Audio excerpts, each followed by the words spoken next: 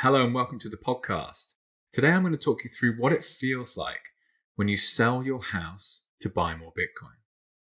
3 years ago, my wife and I made a big decision. It's like, hang on a second. So here's the fastest horse in the race from an asset potential, from a capital growth potential. Let's go and rent another house in a nicer neighborhood and we can pick up some more Bitcoin along the way. Let's sell our house.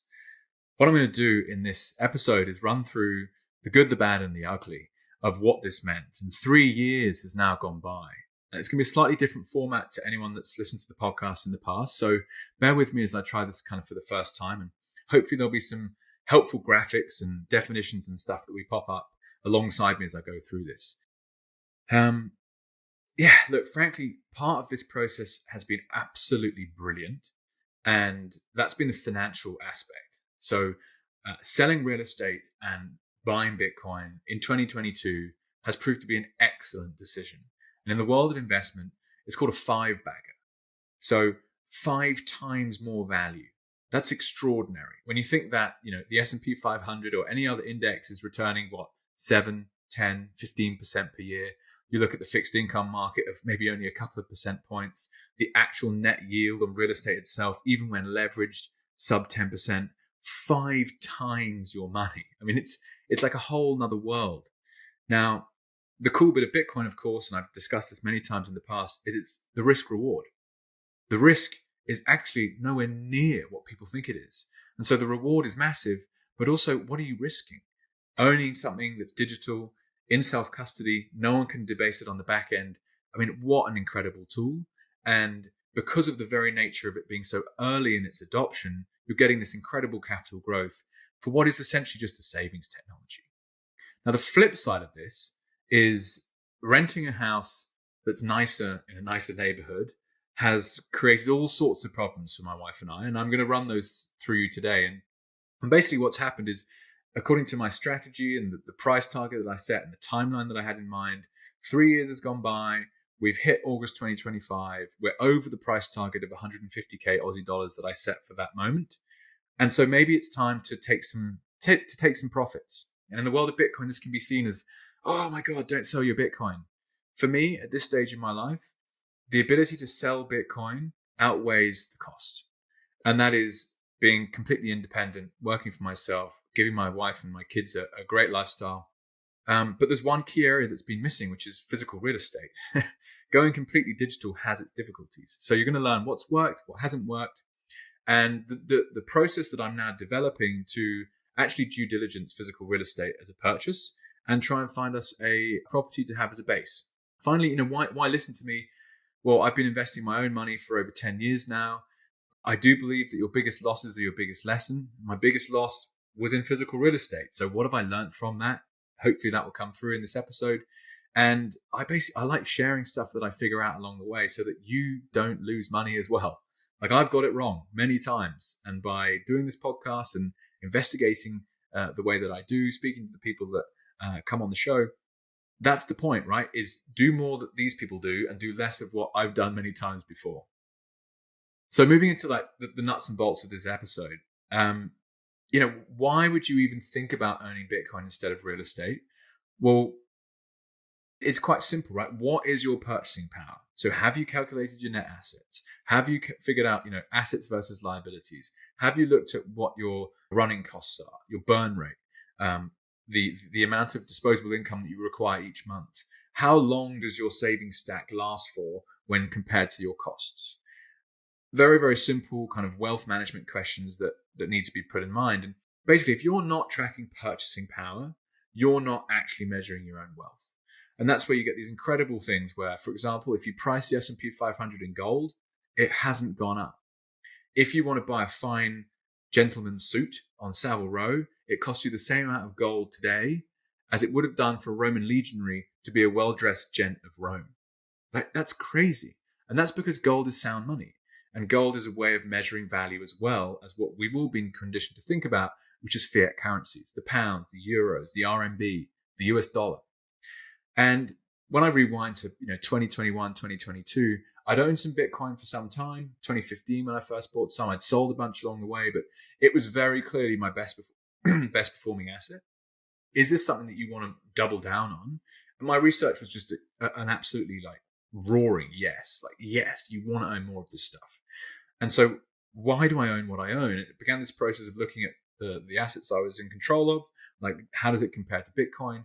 And basically everything sucked in comparison to Bitcoin. It's like, you want as much Bitcoin as you can get your hands on. It's like, okay, cool. What does that mean? And in my case, it's like, well, actually, hang on. What's this real estate that I own? Okay, and we had some problems with the house that we were in, and I won't go into all the details of why. But long story short, my wife and I, driven by me entirely, this is a better bet for us financially long term. Let's do it. She jumped on for the ride, and what an amazing partner in life Loz is. So shout out to her for even willing to take that risk and to back my conviction in a sense.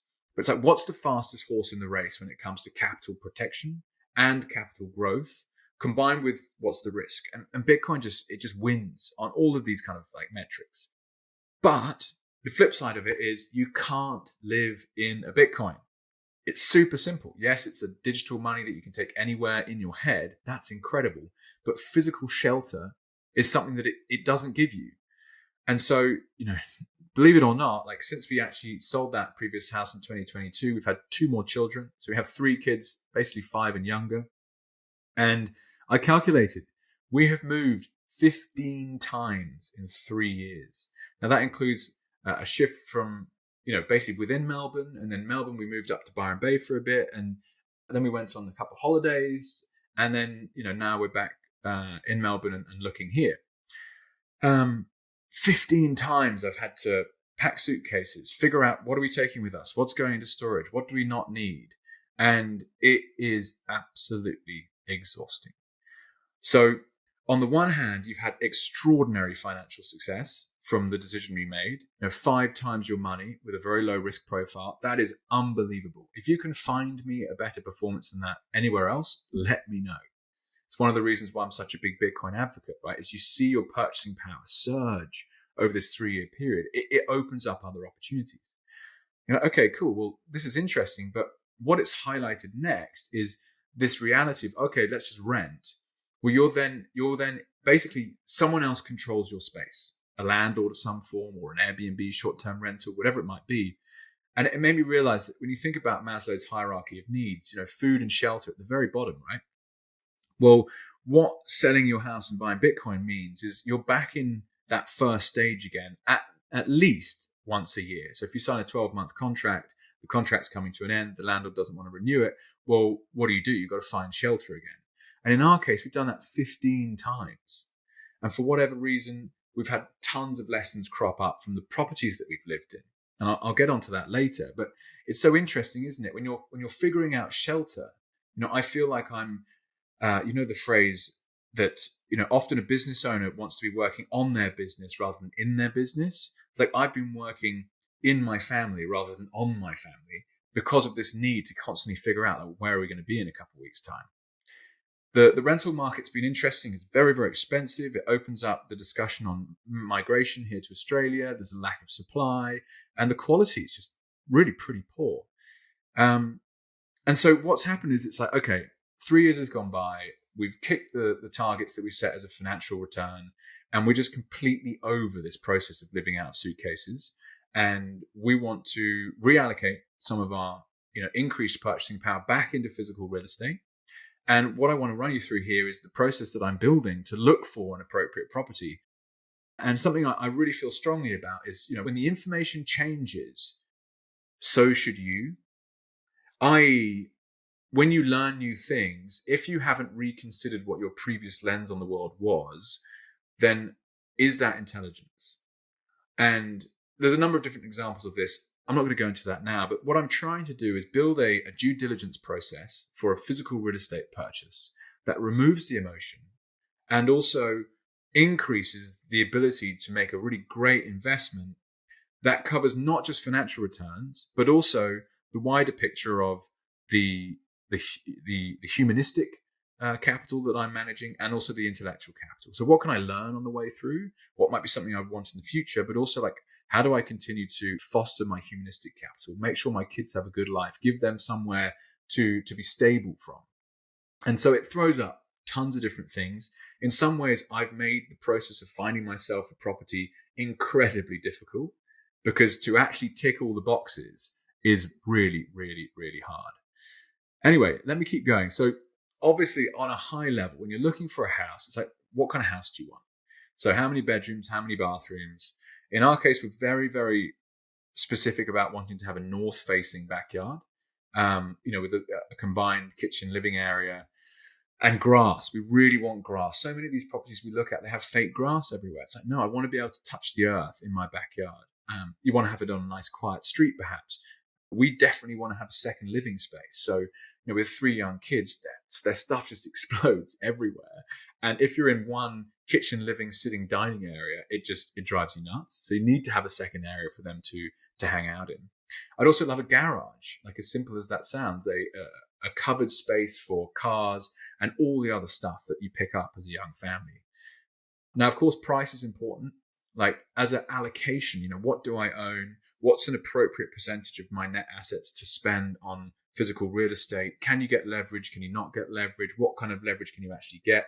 I'll come to that later as I run through these. And I then sat down and I wrote out a vision. It's called the city pad.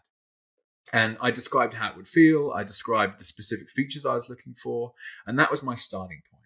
And so I'm trawling through realestate.com.au, looking for different properties, and I'd find one that looked about right. And then I'm going, okay, where's the north? Okay, what's the aspect of the backyard? What's the floor plan? And loads of really interesting stuff would come out of that. And quite quickly, like, no. And then it's like, okay, let's bring some added layers of sophistication in, which previously I didn't have this. So first of all, shout out to Janine. And I'll link all of these characters' web details in the show notes. So Janine is a intuitive healer. I had her on the podcast earlier this year. Go back and listen to the episode with her to get a better feel for what she's up to. But Loz and I have a relationship with her where we can send her like life decision points, and she will feel into the energy. She'll do the astrology work that she loves and tune into like, oh, is this a good idea? Is it a bad idea? And we've then morphed into like, okay, is this the right house? Is this the right house? Is this the right house? And it's incredible what she was able to pick up on. For example, one property that we looked at, she's like, it's great for right now, but in the same way that you might buy a shoe for a child that's slightly too big, this one fits perfectly right now, but quite soon won't be quite right. We're like, yeah, great point. And so there's no point showing like ultra specifics necessarily, but Janine was a great sounding board. It's like, okay, this is one we're looking at. She'd come up with like 4 or 5 things that were good, 4 or 5 things that we should reconsider. Moving on, Jason, shout out to Jason Parks. Jason and I have been having lots of conversations about energetics over the last year as my kind of energetics mentor. And in particular, he's very interested with properties when it comes to Feng Shui. And this is an area of sophistication that wasn't even available to me in the past. But some of the things that came out of it for me are like, you want to be looking at like, where is there water on the property? Where is there like plants and foliage, for example? A house has a face. When you look at that face, what does it feel like? Does it seem to be welcoming? And then the aspect of the property, like very, very important. We looked at a place that had the most incredible view of Byron Bay, but just off the back of the property was a main road. And he described the energy coming whooshing in through the driveway and through the front door of the house and straight off the balcony and down this extraordinarily steep slope. And he's like, that house would be like living at the top of an energetic waterfall, and it would just drag you off the top the whole time. And it hadn't been on the market for 30, 40 years. And he's like, that's very stagnant. You could see that the jungle below was completely overgrown. He's like, that's a classic example of a property that's energy. It's very, very difficult to harness. And it was also in a triangular shape. And I started learning about the fact that when it comes to Feng Shui, for stability, you want a square block or a rectangular block with proper corners. As soon as there's a corner missing, or it's in like an odd kind of triangular shape, it can be very bad for relationships, very bad for wealth, very bad for health. You're like, okay, now obviously pinch of salt with all these things, but you start to build a bigger picture. It's like now when I'm looking at properties, when I check that floor plan, I'm like, what's the size of the block? Is it a nice square rectangular block? Can it keep the energy nice and stable for my family? And where this is ultimately all going is like what we want and what we need is a healthy home. And again, an area of life that wasn't even on my radar before the last 3 years of renting lots of different properties was the side effects of certain issues with properties on people's health. Like, our houses are making us sick. It's quite incredible. So not just from an energetics perspective, like what I've just described, but now I'll go into some more detail on some other more like rigorous kind of scientific approaches in a sense. So first of all, Zahir, shout out to him. He came into his business called Site Inspection. Look it up. It was the most incredible report, 400 pages of issues with a property that I'm currently negotiating on. And what I learned from this is, like, if you do a building inspection, if the sales agent recommends a building inspector that they like, remember that the incentive is not for the building inspector to do a great job for your property purchase. It's for the inspector to do a good enough job such that the agent continues to recommend them for more business, because it's likely that you only need them once. And so the agent will recommend their buddy, goes and does a rough little tick box thing, has a look around. There's $800. Thanks very much. Yeah, it's a great house. Go for it. Whereas here, it's like, hang on, he did a 400-page report. It cost me 4 times the amount of money. But he's going around and is actually looking for damage in a way that other inspectors weren't willing to do. And so you build a very, very complex and deep picture of like the state of this building. And some of the things that came out of it was like literally 40 non-compliant problems with this house I was looking at that the building regulator today would call out a builder on and be like, that's non-compliant, that's non-compliant, that's non-compliant. Found some issues with the joists in the roof that were kind of pulling apart, like proper structural stuff. And the main thing with him, and actually all these experts I'm going to run you through, is like, find me a red flag with this property that means it's structurally, completely fucked and cannot be repaired. And therefore you're not buying something that's a massive problem. If you're buying something that requires some money to be spent on it, that's okay, as long as the price you buy it at reflects that, right? Because you don't want to go and overcapitalize on one of these things because perhaps you want to sell it and suddenly it's like, well, it's not worth the money you've actually spent all in. Now you're sitting on a nice big loss. That's actually exactly what happened to me back in London with an apartment, 2 apartments actually, that I got stung so badly on. The biggest lesson as an investor I've ever had. So yeah, use the site inspector if you're in Melbourne for any future kind of due diligence on a property. Now moving on, EMF. So a lot of people don't pay any attention to this whatsoever, but shout out to Patrick, who came and did a consultation at 2 different properties. And the first one, he picked up on something that was literally like, this is a red flag, I wouldn't buy this house. And what he did is he's got 3 different types of EMF he's looking at. So magnetic, electric, and radio frequency. And he's got different tools for picking up on all of them, and they come from different places. But for example, if you're on a street with the power lines on the same side of the street as you, those power lines are giving off an electromagnetic field that, if you're not careful, can be a big problem. For example, in a property we lived in Byron Bay, the front bedrooms were within such a distance of the power cables on the street that when you were sleeping at nighttime, those power lines were basically, they were affecting whoever was sleeping in that bed.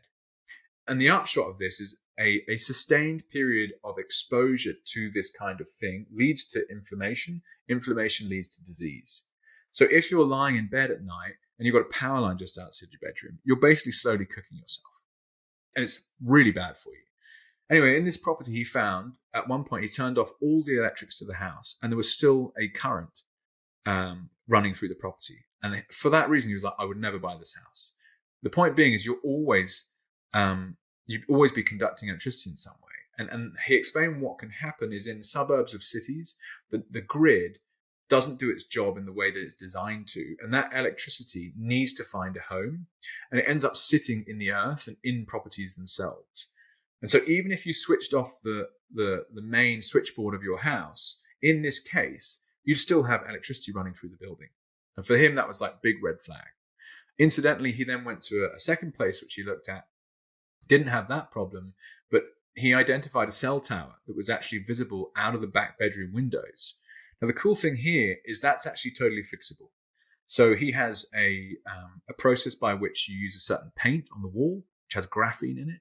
You can put a certain type of curtain in, and you can put things on the floor. So at nighttime, and the key with these EMFs is that at night, if you're sleeping in a place for 8 hours where you're not getting like battered by EMFs, that's incredibly good for your health versus not. So what you can create is these like bunkers essentially in your own home where you're not getting hit with the cell tower radiation, you're not getting hit with the power line radiation. And the other area, and that for me that's awesome, right? You know that you're sleeping in a place that's safe for you from that perspective. Now, the next level that for us, this was just such a big lesson, is we've lived in 3 properties with mold. And this is one funny moment where my wife was really sick. She's like, it's this fucking house, it's its fucking house. And I said to her, Lauren, it's all in your head. And it was just one of those classic moments as a husband and wife where that was not the right thing to say. And quite rightly so. And a couple of weeks later, we'd had an EMF expert through the property that told us about the power lines at the front. And we also had a mold and moisture report done that showed that we were living in a house that was stuffed full of mold. Now, mold's just natural, right? Sure, it is. But certain types of mold proliferate in wet buildings in a way that they don't just come from the environment outside. Now, in this case, we were living in a 2-year-old new build in Byron that didn't smell of mold. You couldn't see the mold, but it was absolutely stuffed with the stuff. And that's because, in our opinion, the builder just carried on building when it was soaking wet. And there were some very bad floods a couple of years ago, 2021, 2022. And in our opinion, we bet that what he did was just carried on building. You're like, fuck. And so now you're sitting in a house that's full of mold. It made us all sick. And we learned about mold. So you do not want to be living in a moldy house. And so now, as part of the due diligence process on a house, not only do I get the building inspector in and get one that's actually on your side, not the agent's, you get the EMF guy to have a look through. You also get a mold and moisture report done. And in this case, the first property we looked at, best build they'd ever seen, but it was the one where the EMF guy was like, red flag. Another property we looked at, actually, this property is great. There's a little bit of mold in the roof and there's some rising damps in the wall, but that should be fixable. So shout out to Steph who helped us, and shout out to Raphael who's also helped us. And these facts, they begin to build a picture of like, okay, this can be a healthy home for us. We can really feel like this is going to be right. And so when it comes to like, well, what's it going at on the market? You're building yourself a picture which is different to other investors that A, helps you see where there's a lack of value, but B, might help you to see where there's a lot of value that's not necessarily reflected in the price. Like, this becomes interesting. You see something that others don't, basically. And that is an edge that you're building. And so the top of funnel is like everything on realestate.com, right? And the bottom of the funnel is like, okay, well, there's like 2 or 3 houses in this whole part of a particular city that might make sense right now. Now, also just shout out to Tom, who's helped us. Hasn't physically been to any inspections, but he, from his story, I believe, he bought a house and it was a disaster. They had to pull the whole thing to pieces to get rid of all the mold and figure out the EMF. And through that, he's become a consultant. Again, I'll put all of these links in the show notes so you can get in touch with these people if you want. But what's been cool is I've been able to say, hey, Tom, look, here's the mold report, here's the EMF report, here's the site inspection report. Can you see a major red flag? If not, then I'm willing to proceed. Next up, I used a valuer. So thank you, Kate. She went and looked at a property for me, picked up some comparables. You've obviously got to be careful. There are certain types of valuations that are needed. For example, if there's an insurance claim, or maybe you're doing a transfer of an asset between 2 family members, you need a very, very specific in-depth valuation report. But those same people that can create those can do 10% version of, okay, ballpark, I reckon this house is worth X. And the advantage of that being is it's like, I'm a retail investor. I do a few transactions like this my entire life. Where is the market? Am I overpaying? Am I underpaying? What actually makes sense? And that's very helpful because you can suddenly peg a figure and be like, well, above that, you're getting kind of emotional. What are the additional reasons you have for overpaying from that number? And it's like a peg, basically, to be like, okay, well, that's probably about right. Now, obviously, to do a transaction like what I'm looking at here in Australia, the process is a contract of sale. Now, very important to get a good conveyancing lawyer to have a look at it. Shout out to Sophie, who helped me last week with one. And again, because they're experts, right? We spent an hour on the phone, cost me a few $100, absolutely worth it, because out of that came, well, look, this is a really vendor-friendly clause. And it's just helpful because you can go back to the person who's selling this thing and say, look, I can see your terms. Those make lots of sense for you, but I've just found, lots and lots of non-compliant issues with this property, I'm going to have to spend a lot more on it than I originally thought. And you've now got a clause in there that says I can't hold you or the owner liable for any non-compliant stuff. I can handle that, but it's going to be reflected in my price. Next up, I just want to mention from a finance perspective. So Clint's been helping me out. We have been able to figure out a situation where I've got pre-approval on a property up to a certain level. And I was a difficult use case because in my world, I live on the capital gains for the investment decisions I make. And so I don't necessarily have income from an employment contract to take to the mortgage market and say, hey, look, here's my beautiful income. You can give me a loan against that. And therefore my demonstrative affordability is very good. In my case, I'm like, look, I've got a really healthy balance sheet here, but people are like, oh, I can't lend you any money. Okay, cool. Well, there must be someone that can look past that and see it in a different way. And Clint's helped me find that person. And it's called a capitalized asset lend, I believe.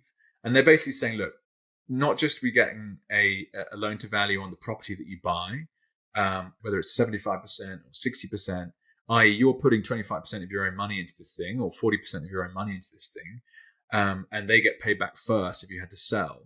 But also, look, here's the asset base that they can sell down from to actually, pay the interest costs. And so you may have seen some of my recent podcasts. I was looking closely at this idea of like, what's the opportunity cost between owning Bitcoin and owning real estate? And the truth is owning Bitcoin is much, much, much, much better from a capital growth perspective. But you need shelter. Like, I actually need this thing. And that's what the last 3 years has taught me. It's like, Jake, you really made such a big call then, saying, right, we don't have a permanent house that we own. We're going to have lots of young kids and we're going to just move around. It's like, whoa, okay, we're done. That's too much. We need to iterate from that. And the thing that's been interesting is like, okay, well, how do I do that? So, well, I'm willing to sell some Bitcoin to get into real estate again. But real estate's a highly leveraged market with a very well-developed suite of financial tools. If I can take leverage, then I don't have to sell as much Bitcoin. That Bitcoin can continue to do its purchasing power growth in the background. And I now get a house out of it that I have to just pay some interest payments on. Well, that's actually great. That's almost like a hybrid real estate Bitcoin blended investment process. And so I can look at my net assets and go, okay, well, actually, I'm going to put this amount across into real estate and own it outright in cash, but I then have the commitment to carry the interest. If I do that for 4 years, I'm very confident that net asset allocation, the real estate part of it, will shrink, right? For example, you might put 20% into real estate. Oh, look, Bitcoin's doubled in value. Now it's only 10% of my net worth. And I expect that to happen. And next up, I just want to mention as well, shout out to 𝗕𝗏𝗏, who's my accountant here in Melbourne, been helping with this process. And what we've had to do for the pre-approval on the finance is we've actually had to set up a company. So it's a separate entity, and that entity will be the person that takes the debt. Or that'll be the vehicle that we hold the debt in. So basically, there's different ways of structuring real estate deals. Are you buying it in your own name? Are you buying it as a company? Are you taking leverage? Are you not? How do you do this? Great questions. Everyone's different. So make sure you get your accountant and get them on side. A final shout out in terms of people that have helped is Bianca, my sister-in-law. And we haven't got this far yet, but one property we're looking at will require some work to be done. And therefore we need some help to redesign the home and do bathrooms and do a swimming pool. And there's obviously things that have been flagged by the assessors that I've sent through that need to be updated as well. And so finding someone who's an interior architect / project manager to help you actually do the things that you figure out, really important as well. And I'll link B's contact below. And so where does this all get you? Like I mentioned, how do I buy a piece of real estate in a way where I know that I'm making a good decision? Well, I've built this due diligence process, and it involves other experts, of course. So it's not just me doing it. But at the end of all of this, it's like, does this property meet the requirements that I've set out? Is there an EMF problem? Is it solvable? Is there a mold and moisture problem? Is it solvable? Is there any structural issues with this property? Is it solvable? Then, where's the market at? Is there comparables I can get hold of? Should I be overpaying? Why do I actually want to go and buy this thing? And it's been a hunt for a red flag. And so far, there's one property in particular that I've started negotiating on that hasn't got a red flag. I'm very excited about. Hopefully it will work. But again, I don't want to get emotional. It's like, okay, put a number on it, negotiate, see what you can get back. If it doesn't work out, abundance everywhere. The property that's right for you will appear. And that's then more of a mindset thing. Going back to a Jason or a Janine. Another helpful thing to do is obviously to go back to the feature set of the property that you wanted and just compare it. Like, here's my vision, here's the property, what are the major trade-offs? Are they ones I'm willing to make, yes or no? Some additional points about the market in general is I've been getting a lot of like hype from agents. It's like, oh, interest rates are down, interest rates are going to come down again. And it's not that I don't think that's wrong directionally. Like, I think that is probably likely to happen. Around the world, central banks are going to start doing that. And that's very, very healthy from an asset price perspective. Not going to go into the disbenefits of people that are living on cash and how horrible inflationary monetary policy actually is for well-being. But I do think the real estate markets will bump with that. The question is, are they beating real inflation? And how might that happen? So what's the sentiment of the day? Is it very positive? Is it a buyer's market? Is it a seller's market? Now, what were the actual sales done, right? These agents that sit on top of the owners, they are professional negotiators. I don't want to call them professional bullshitters because they can't be to actually do the business, right? But there's definitely ways of creating fake scarcity. And that is an auction, for example. They want as many emotional buyers going through an auction as possible. On that note, there was a property that sold at auction on the weekend that we looked very closely at, but they refused to do a mold and moisture report for us. So we said, okay, this is not the right house. Very interesting. And one thing to really point out as well, that it's become so obvious, not that I necessarily thought about it, but to me, like, why is real estate going up in terms of growth, as they call it? You can ask an agent, in the last 10 years, you've sold that same house 4 times. Why has it gone up in price? And they'll all point to like physical factors. But to me, it's mainly from the money printing, right? You look at how many dollars the Royal Bank of Australia has created in the last 10 years, and you'll see that it maps very closely to the real estate market. But I do now really see the additional kind of driver for growth in Australia in particular is migration. So I ran some numbers recently, and the amount of people that move to Australia, according to the Australian Bureau of Statistics, like, let's assume that those are correct numbers, is the population of Australia grew by 5%. Now, that speed of growth, obviously it's only a small country, 25, 28 million, is as fast as the fastest growing nations of sub-Saharan Africa. So yes, it's a kind of synthetic growth in that they are, grown adults migrating to the country, and that's not a birth rate necessarily, but that means they need more schools, more hospitals, more roads, and more housing. And so the reason that we've found the rental market so difficult to find value is because people are absolutely busting their gut to just rent anything. They'll just take it, right? You get these crazy pictures of people queuing up to see tiny apartments in Sydney to rent. And so much of the mechanics of the real estate market wind me up because it is the symptom of money printing, right? Houses have become a form of money. And so with that in mind, it's like, is a real estate investment a bad investment? Well, I'm not making this reallocation to physical real estate for capital growth. And that also puts me in a strong position where I'm making this reallocation because I need shelter. And if it comes at a cost, i.e. this house is a liability and I've got to pay interest on it, if I eventually sell it and I make a break even, in some ways, the fact that I've been able to control my physical space, that is worth it alone for me. Now, there are other people out there that will call themselves real estate investors who would like balk at that concept. Like, what do you mean I'm not going to get capital growth out of my real estate? It's like, well, what is the net yield you're getting on that each year?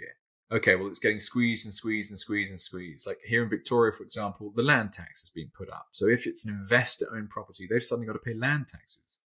Primary places of residence aren't included in that. But that trend is going to continue. Higher tax, higher running costs. So landlords are going to get squeezed. Thankfully for me, it's like this is not a capital growth play, as I mentioned. So where am I going with all this? Okay, crunch time. You've got to put an offer in. Now, this is a process I'm going through only now. Don't obviously put your best number in first. Negotiate on every angle that you can, whether that's size of deposit, whether that's a settlement period that you're willing to do. Are you subject to finance, yes or no? And just try not to get sucked into the agents that are going to, try and make you as emotional as possible, as quick as possible. Be well researched. Have a little bullet point of list that you want to talk through. Oh, well, I was looking at this other house that has a pool and this one doesn't. Or I was looking at this place that's closer to the school, or this one's closer to the grocery store or the beach or whatever. Basically negative reasons to be looking away from this property. And after all of that, basically just try to build a process that you take the emotion out. And so hopefully, as I've gone through all of this, you've learned what are the things that I'm looking for in a real estate deal and how am I future-proofing myself against a bad decision. And effectively, it gets pretty sophisticated. And always come back to this idea of, okay, well, what are my net assets? What do I need? And what is an appropriate allocation to make to something that I need, aka shelter? I would love to say, okay, this isn't about capital growth, but it definitely is about matching the real rate of inflation. So that would be like a very, very base case. If that was done, then I'm okay with that. I'm really excited because I'm learning loads of new things. You're like, oh, this is interesting. And an area that I'm not going to touch on in much detail here, but like, what if you didn't have to sell your Bitcoin? Now, in our case here, it's like, okay, we need shelter. I'm very, very excited to have made 5-6x my money. Enjoy taking some profits, Jake, and spend it on something that you actually need, aka a family home or a base to travel from, or whatever it might be, and just anchor yourself with that. It's almost like it's a resource, isn't it? It's something that you can fall back on to use when you need it. I think that's one of the hardest things about being in the rental space, like just never quite knowing where you're going to be. And yes, okay, fine, the government could turn up on your doorstep tomorrow, and the counterparty risk of actually owning these things is very high. They could just take it off you if they wanted. Like COVID made that so clear, right? Melbourne became a police state overnight, and what are you going to do about it? Like, you can't. So the key here is obviously like a majority or a predominantly digitally driven, Bitcoin driven wealth strategy. It makes sense to have some anchors in the physical world, but always beware of counterparty risk, right? Bitcoin wins every time as far as I'm concerned. But equally, okay, if I was to start becoming a real estate investor, what would it look like if I could get leverage against some Bitcoin?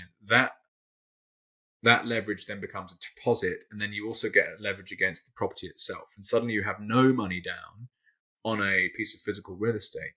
How does that match up?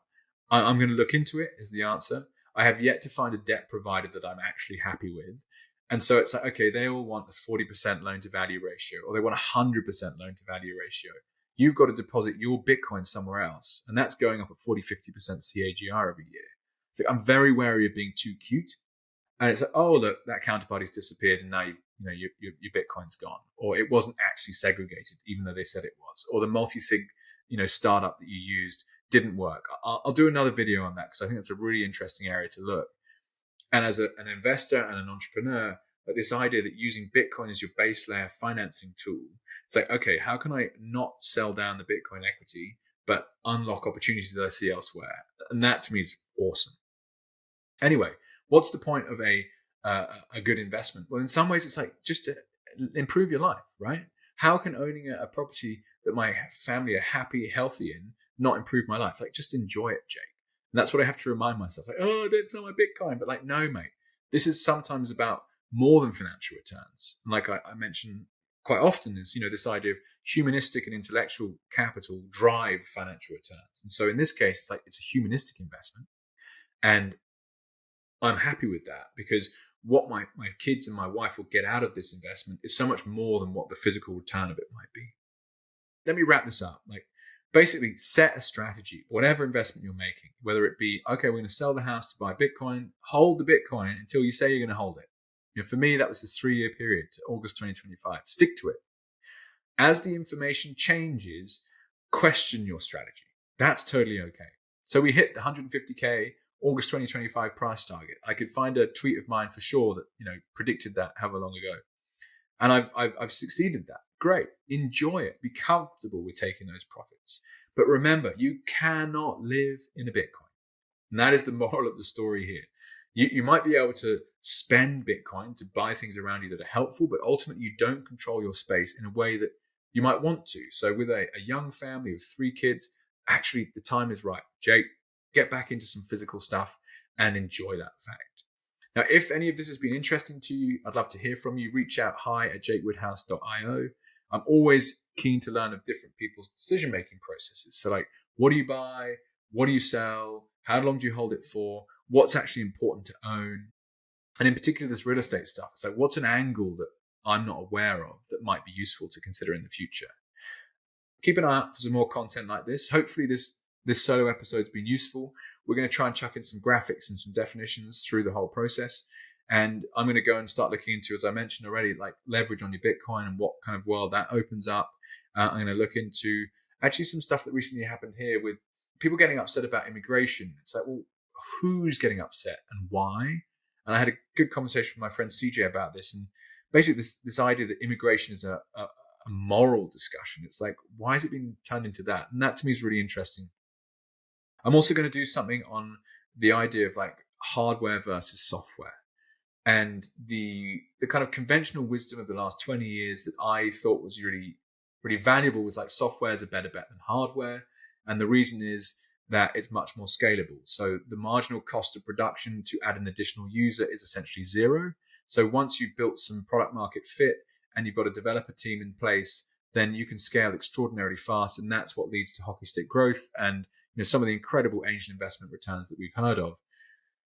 And what does it mean in a world in which vibe coding now exists? What does it mean when any person can get bespoke software created for them at a fraction of the price previously, at a fraction of the speed, and essentially you can problem solve anything that your business comes up against, should the solution be software using an AI? So that the moat that a startup previously built itself is disintegrating yet again with the speed of improvement of AI. And so maybe the contrarian insight is actually you want to be going after hardware opportunities in which you can implement software easily as the business owner. And anyway, keep tuned, stay tuned, or whatever you want to say. I'll get into that in the future. Thank you so much for your time today. And fingers crossed I get a house sorted. Thank you.